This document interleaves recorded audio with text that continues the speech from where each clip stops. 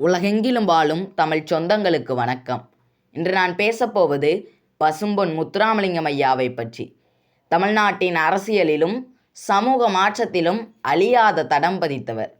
1924ஆம் ஆண்டு செப்டம்பர் 2ஆம் தேதி தூத்துக்குடி மாவட்டத்தில் பிறந்தார்.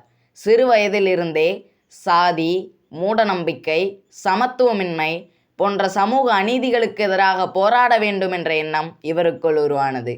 ஊராட்சி தேர்தல்கள், வறுமை ஒழிப்பு, பெண்கள் மேம்பாடு இவை அனைத்திற்கும் பசும்பொன் முத்துராமலிங்கம் ஐயா வீர முனைப்பு காட்டினார். ஆட்சி என்பது அதிகாரமல்ல, பொறுப்பு என்ற தன்னம்பிக்கை கொண்ட தலைவர். தமிழ்நாட்டின் வரலாற்றில் மிகவும் குறுகிய காலம்தான் முதல் மந்திரியாக இருந்தார். ஆனால் மக்களின் நலனுக்காக செய்த மாற்றங்கள் என்றும் நினைக்கப்படும். ஆட்சிக்கு வந்த முதல் நாளிலிருந்தே பொதுமக்களின் நலனுக்காக துணிச்சலான முடிவுகள் எடுத்தார்.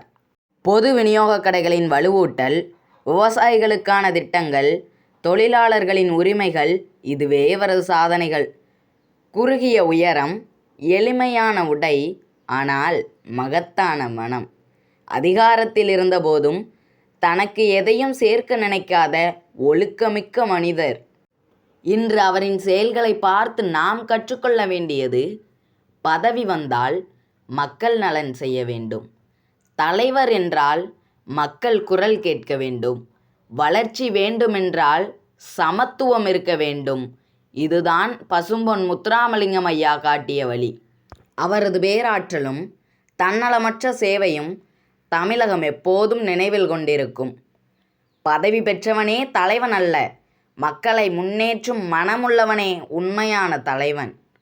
நாம் சாதி பார்த்து கொண்டாடுகின்ற தலைவர்கள் ஒருபோதும் சாதிக்காக உழைக்கவில்லை, தமிழர் முன்னேற்றத்துக்காக உழைத்திருக்கிறார்கள்.